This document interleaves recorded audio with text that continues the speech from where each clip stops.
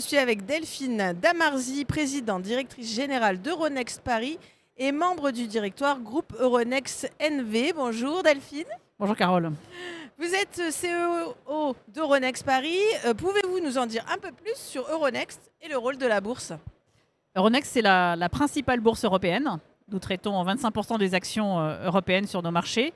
Et c'est la fédération de 8 bourses qui ont été fusionnées sur une seule plateforme technologique. Et donc nous offrons un grand bassin de liquidité à nos entreprises. Il y a un petit peu moins de 7 trillions de capitalisation agrégée qui représentent les 1900 entreprises de toute taille qui sont cotées sur nos 8 marchés. C'est colossal. Hein, c'est beaucoup. Mais comme je vous le dis, les entreprises vont de la PME qui a levé quelques millions d'euros et aux entreprises du CAC 40.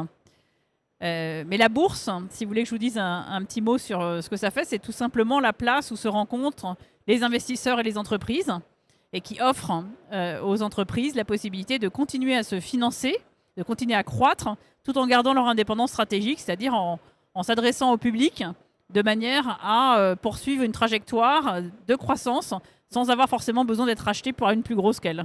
D'accord. Est-ce que Euronext développe des programmes particuliers à destination des startups et entreprises du secteur de la tech? Oui, parce que pour être en bourse, il faut être prêt. C'est, comme je le disais, le lieu où on s'adresse au grand public des épargnants. Et donc, en conséquence, il y a un certain nombre d'obligations qui s'adressent à vous. Et donc, pour accéder à la bourse, il est utile d'avoir une phase de préparation qui est importante, qui va vous permettre de discerner si la bourse est faite pour votre entreprise et comment s'y préparer.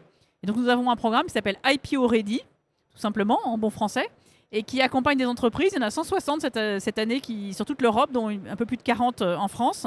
On en a formé 1200 depuis 10 ans.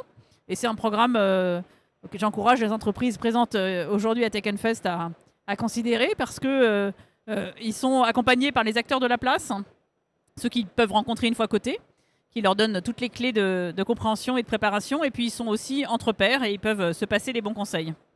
Et est-ce que vous êtes là à Tech Fest pour voir un peu les entreprises? Du coup, c'est ça aussi l'idée pour expliquer ce que vous faites, ce que vous pouvez leur proposer? Oui, on voit des entreprises effectivement assez en amont. Ensuite, on va les mettre dans notre écosystème et en contact avec des partenaires. On est aussi en relation avec un certain nombre de partenaires qui sont présents ici aujourd'hui. Notamment, j'ai rencontré 2 pôles de compétitivité de la région un peu plus tôt dans la journée. Et puis, on a nos partenaires habituels. Donc, c'est un lieu, on fait comme tout le monde. On va sur les stands et puis on fait du one-to-one dans les lounges. Et c'est quoi l'intérêt pour une entreprise de se coter en bourse? Quels seraient les 3 conseils que vous donneriez à une entreprise qui souhaiterait franchir le pas?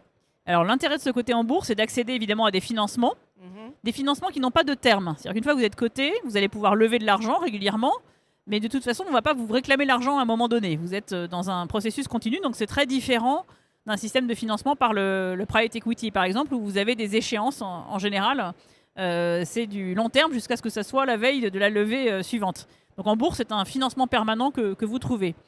L'autre chose que vous allez trouver en bourse, c'est de la crédibilité et de la visibilité.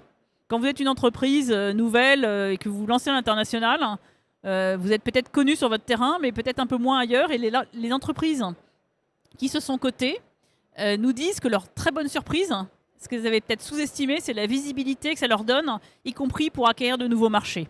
Et puis enfin, c'est évidemment assurer de la liquidité pour les actionnaires, y compris, le cas échéant, et c'est important, des actionnaires salariés pour aligner les intérêts dans l'entreprise.